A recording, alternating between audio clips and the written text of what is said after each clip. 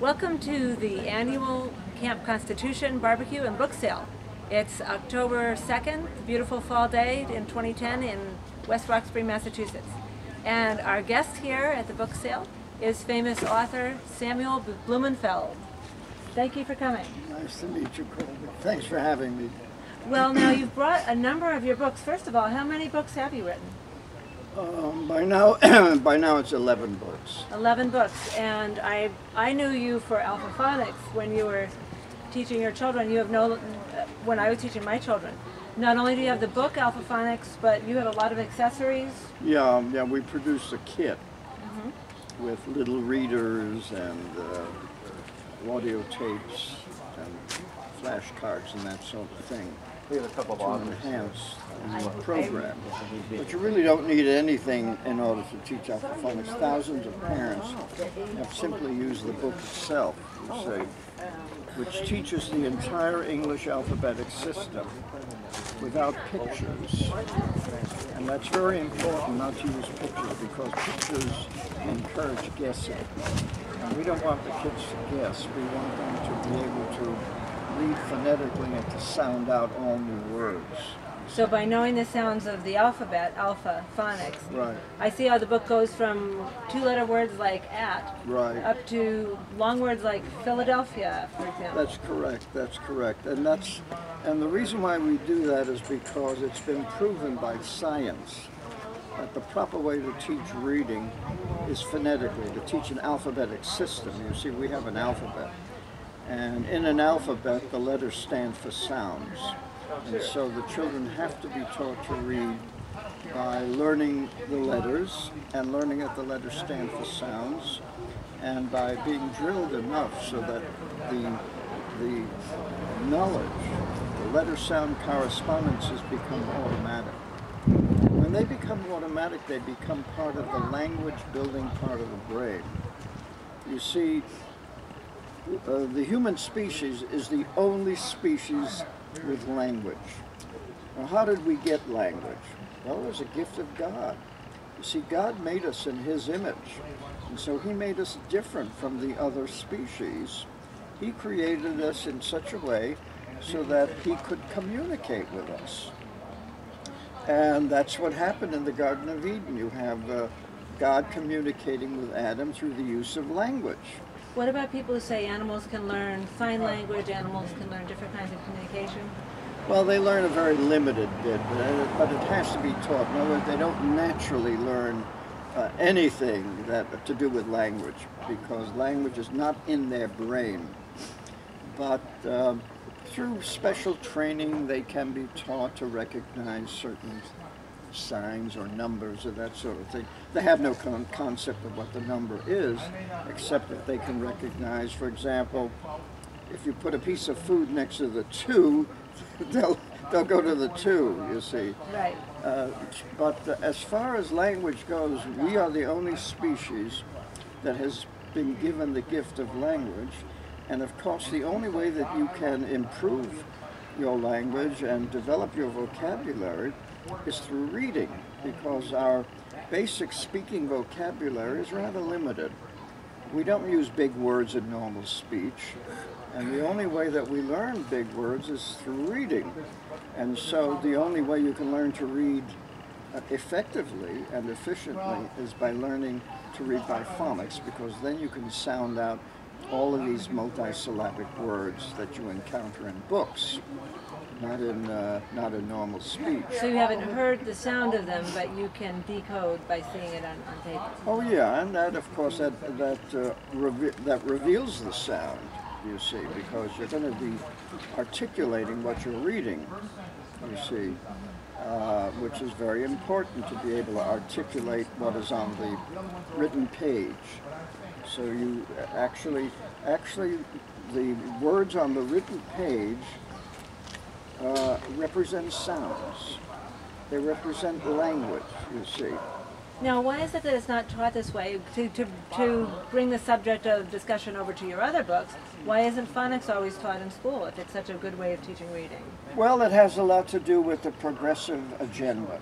And you have books about this? Which books do you have that? My book, NEA, Trojan Horse in American Education. NEA, for our audience? What's that? That's a National Education Association, Trojan Horse in American Education. In that book, I revealed how this academic elite, progressive academic elite that no longer believed in God, decided to change the way reading is taught in the schools because they believed in socialism. They wanted to change America into a socialist system, and they knew that the only way they could do that was to dumb down the American people, wean them away from individualism where they had independent intelligence and can think for themselves, and turn them into collectivists. So to actually have a plan, now the NEA is a teachers union? Right. And they actually had a plan to dumb down the American people. Right. Do you have documentation? That's a pretty strong allegation. Oh, absolute. I documented completely. As a matter of fact, the plan was laid out in an article written by John Dewey in 1898 and published as an article. So he was a very famous reformer, a so-called reformer of American education. What did he say his plan was? In his primer, he said that we've got to change the way reading is taught in American schools. We've got to get away from emphasizing literacy in the first grades, and we have to emphasize socialization. And he said that becoming an independent reader created selfish individuals who are not interested in group work, not interested in the collective. So he was really putting social engineering above education. Absolutely, yes. In fact, he was saying that education hurts social engineering according to his own plan. Right, exactly. And since they were social engineers and they were devoted to changing America, they knew that it would take time. They knew that it could not be done overnight. And in fact, in that famous article in which he outlined the plan, he said change must be made slowly, because if we go too fast, people will wake up and realize that what we're doing is what they don't want, and that would encourage a violent reaction. So if John Dewey, again, what was the name of this famous article? It's called the Primary School Fetish. The Primary School Fetish by John Dewey, Right. Who any teacher could tell you has had a tremendous influence on American education. So if someone didn't believe you that teachers' unions were trying to push to dumb down Americans, they could look to see what their hero John Dewey said in the Primary School Fetish. Right, the Primary School Fetish, Okay. which was published in 1898. 1898, I thought things were good back then. Well, it took time before the schools switched over from phonics to look-say. It wasn't until 1930 that the Dick and Jane books were ready, you see. Dick and Jane, was that a bad thing? Yes, Dick and Jane was a sight reading program. In other words, you memorized the words. And then they taught you some phonics, you know, as an aid to reading by sight. You see, sight reading, when you learn to read by sight, you develop a sight reading reflex, in other words, a holistic reflex. You automatically look at all words as little pictures, like Chinese ideograms. Ideograms? Yeah. Thank you. And when a child develops that kind of a reflex, it creates an obstacle to seeing the words in their phonetic structure. So they should see them as individual. Right, they see them as sound. individual pictures, you know, and they're supposed to know the meanings of the words just by looking at a picture. And usually they're either taught no phonics at all or just some phonics to reduce the ridiculousness of some of the pictures. Well, we have a couple more minutes left. I know you've written many other books. Do you want to summarize them or mention the titles of some of them? Yeah, I could mention the titles. The first book in which I explored the whole literacy scene is entitled The New Illiterates. New Illiterates. And in that book I discovered the origin of the look-say method. and it was originated or invented by Thomas H. Gallaudet, Reverend Thomas Gallaudet. I've heard the name Gallaudet Yes, University. the college is named after him, and he ran a school for the deaf and dumb in Hartford, Connecticut.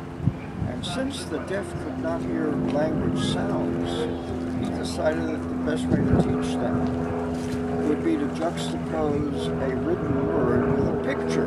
So we had a picture of a cat and the word cat. The child would associate the word cat with the picture of it. Okay, we're going to wrap up our interview now, and if they have any more questions, where could they find your books? They can find my books on the web, on the website. Abe Books has them, Amazon has them. All they have to do is type in my name. And Samuel Blumenfeld, and thank you very much for coming today. my pleasure. Come back next year to the annual Camp Constitution Barbecue and Book Sale in West Roxbury, Massachusetts.